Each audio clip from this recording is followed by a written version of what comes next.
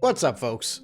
So, seeing as how we are currently back with everybody complaining about Nintendo's greed, something that last happened after the previous General Direct, and continued along up to the launch of the Nintendo Switch 2 until everything just kinda subsided, and people started waving their pro-Nintendo flags yet again. Well, I thought it would be a fun time to talk about a headline that actually started to make its rounds last week, when a former Capcom employee was just full of praise for Nintendo. And he was full of praise for Nintendo on a few of the things that many people would not necessarily praise Nintendo for. The first of which was the keycard. He praised those plastic shells and said that they were great because they prevent illegal copying and reduce the risk of having inventory. Basically, with nothing on the device means there's less likely of a chance for somebody to be able to pirate the game in the future. That's definitely a take, but it's not even the worst take. The next one, he says, the increase in game prices.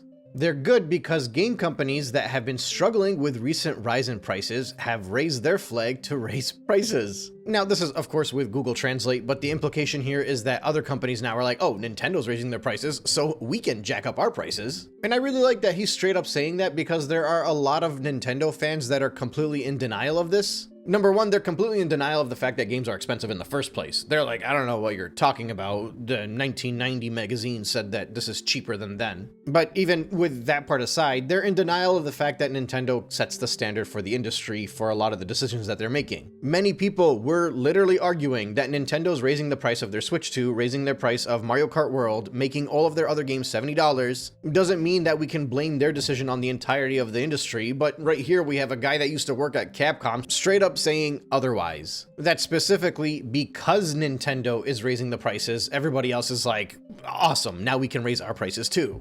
And then the next part is he praises Nintendo for disabling online services for old hardware. Because in doing that, in disabling old games and old online services that you used to offer for old consoles, it sets the useful life of that product. They become useless. You are killing that old device, and this proudly allows these companies to go ahead and relaunch all of those games on the next device in what he's calling transplantation. And he's speaking very highly of all of these things. Number one, saying that the keycard is good because there's no data on the card, and that's very important because it prevents illegal copying, completely negating all of the positives of having the data on the cards, mind you. And yeah, Nintendo should increase the game prices because the one company that can get away with it did it, so now everybody else can raise their price and make more money and be like, well, Nintendo did it, so of course we can do it too. And then finally, he is completely in support of the idea of disabling something that was on a last-gen console in order to get people to move forward for the next gen,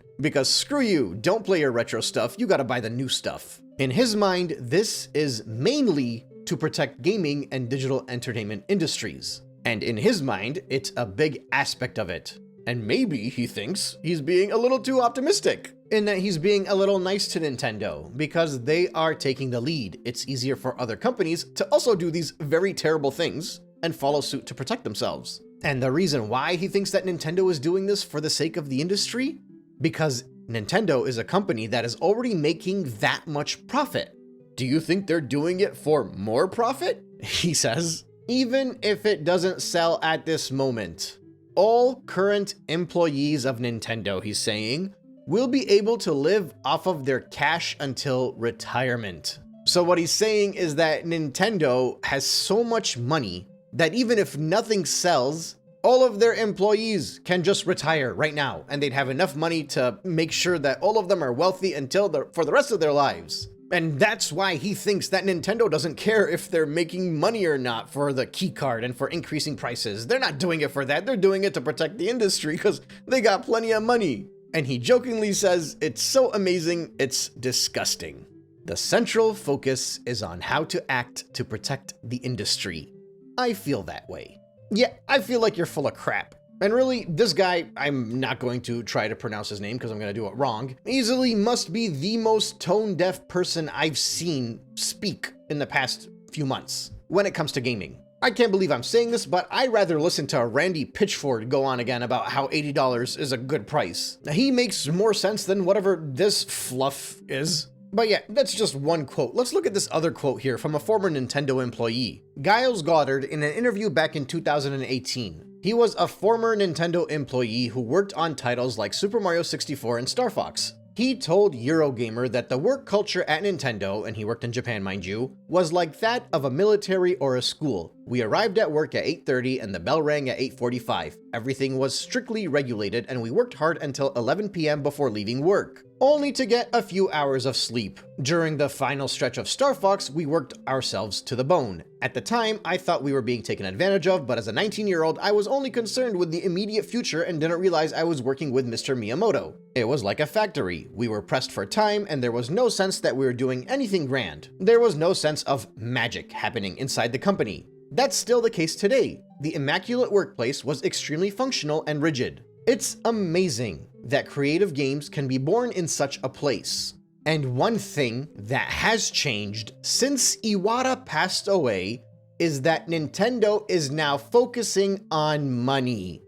Iwata was adamant that Nintendo places importance on games, not money. Now, money has become the core of management policy, and he is worried. This quote is from 2018, like I mentioned, and I am bringing this quote up specifically because when people talk about the old Nintendo, the Iwata Nintendo, the Reggie Filsaime Nintendo, the Wii U and the Wii and the DS Nintendo, a lot of people misunderstand what exactly we're complaining about. The complaint here is not that we want the old thing because we have nostalgia for it, nor do we have this idea that Nintendo was a company that never made mistakes. On the contrary, Nintendo tried shutting down Blockbuster because they hated game rentals. They shut down all of the Game Sharks. They've been doing disgusting and despicable things through most of my lifetime. But their focus was being a gamer first. And in Giles Goddard's interview, he says that multiple times, that he felt like Iwata was always a little nerdy,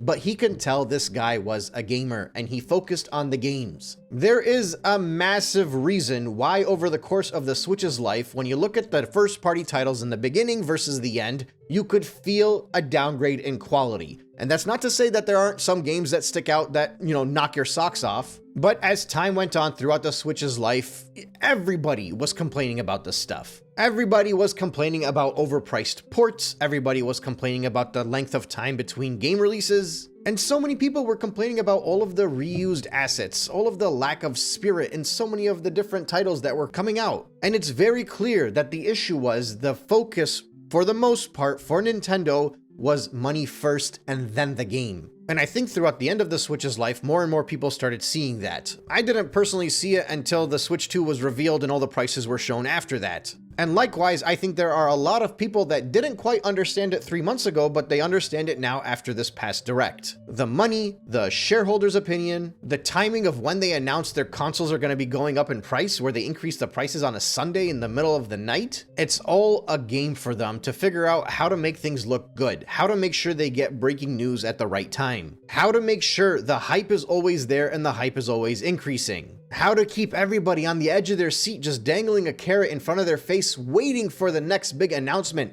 so that they can say we had this many people streaming this at the exact right time. Manufacturing hype. Nintendo of old didn't need to manufacture that hype. They just needed to do what they did and that hype came naturally. But now it's all about the breaking news. It's all about the headline. It's all about getting people to scream and wave their hands in the air because Nintendo did something amazing. That is all they care about. And they're very good at it. But up until tonight, I actually didn't realize how good they were at it. Like, they're better than I thought. And it's because of this final bit of the video. And depending on how nerdy you are with this stuff, this might be the most interesting part of the video for you. If I'm not mistaken, Nintendo has never done a Friday first-party Nintendo Direct. This has led to a lot of confusion. Why would they be doing this on a Friday? It makes no sense. It doesn't match up with everything that Nintendo does. Some people argued that they didn't want to do it on the Thursday, which would have been 9/11, but they could have done it on Tuesday, Wednesday. It's not like the only choices were Thursday or Friday. Also, I mean, even with Thursday being a September 11th, it's not like they're avoiding that date. Super Mario Maker came out on September 11th in 2015 on the Wii U, and that was specifically the release date in North America, as well as Mario Hoops 3-on-3, which was released on September 11th in 2006 in North America for the Nintendo DS. So I don't think Nintendo really cares that much about avoiding that date to release games or to hold a direct. The theory in my mind was actually pretty simple. I figured they were dumping the news on a Friday. Those of you that follow stocks, you'll know that companies will often release bad news or documents on a Friday afternoon in an attempt to avoid media scrutiny, and it's often called a Friday news dump. It's an actual strategy, and it aims to minimize media coverage, it aims to minimize public attention and potential scrutiny that may arise from the news being released. By releasing significant information on a Friday, individuals or organizations hope that the news will receive limited media coverage and public attention, and it allows controversial or unfavorable news to go relatively unnoticed or fade away quickly. Now, this translates to the media, but more importantly, it also translates to the stock market. And I don't know how many of you were keeping track of the Japanese Nintendo stock back after the launch of the Switch 2, or rather the reveal of the Switch 2, but from April 2nd through the end of that week, that thing completely nosedived. Now, fortunately for Nintendo, in the following week it started to build back up, and then as time went on, there was just more and more discussion and arguments about Nintendo and whether or not it was going to be a good console, and then the pre-orders came up and all the breaking news and the hype, and then Bananza, and then just after months and months of everything, it peaked in mid-August. That peak is Nintendo's shares. And then after the peak, it just slowly started to drip downwards, and it never continued to go up again until the rumors in early September about this direct started to rise the number up again. It almost got back to that all-time high right before the direct, but it didn't quite make it there. And with the direct being Friday at 9 a.m., that would be the equivalent of 10 p.m. in Tokyo, which is well after the stock market had been closed. Which means Nintendo figured that after their last general direct in April, when all of the media attention came in and all the negativity was starting to sprout, and the people were so upset because of the absurd and ludicrous prices that they were charging for everything, they're like, there is no chance in heck that we are going to be having another direct right now. We're going to be announcing day one DLCs. We're going to be announcing DLCs for Donkey Kong Bonanza. We're going to tell people that Mario Galaxy 1 and 2 are $40 games. There is no chance in heck there's not going to be a negative reaction to this online. So why would we do this direct on a Tuesday or a Wednesday and allow everything to nosedive? And the problem is, by that point in time, there are no upcoming pre-orders. There is no upcoming Switch 2 launch. There are barely any new games that are going to be announced from now until the end of the year. What is going to save that number? Something has to mitigate this disaster. So it makes full sense for them to dump out this direct on a Friday because they know the negative reaction is going to be coming out from it. Now, obviously, this is not guaranteed. Shares are very unpredictable. The stock market is very unpredictable. For all I knew over the course of this entire weekend was that the Japanese market could open up, and usually it opens up around 8 p.m. Eastern time on a Sunday, because that would be 9 a.m. in Japan. And maybe the stock would have just skyrocketed. Maybe people would have been very satisfied. Maybe this idea of people and YouTubers being upset with it would have not really led to anything. So I was intrigued. I actually was not going to do a video tonight. Like, I wanted to talk about that Capcom quote, but I'm like, I can do that on Monday. I don't need to do it now. But here I sat about an hour ago at the time of recording, going to check in on one of my favorite stocks to follow, the Japanese Nintendo stock, wondering why this thing was not moving. Everything was just frozen. And apparently, I didn't realize this, but today, or rather, Monday, September 15th, is one of 15 national holidays in Japan when the Tokyo Stock Exchange is closed. So in my opinion, not only did they put this direct on a Friday to make sure they don't get that nosedive that they got last time, but they did it prior to a 3-day weekend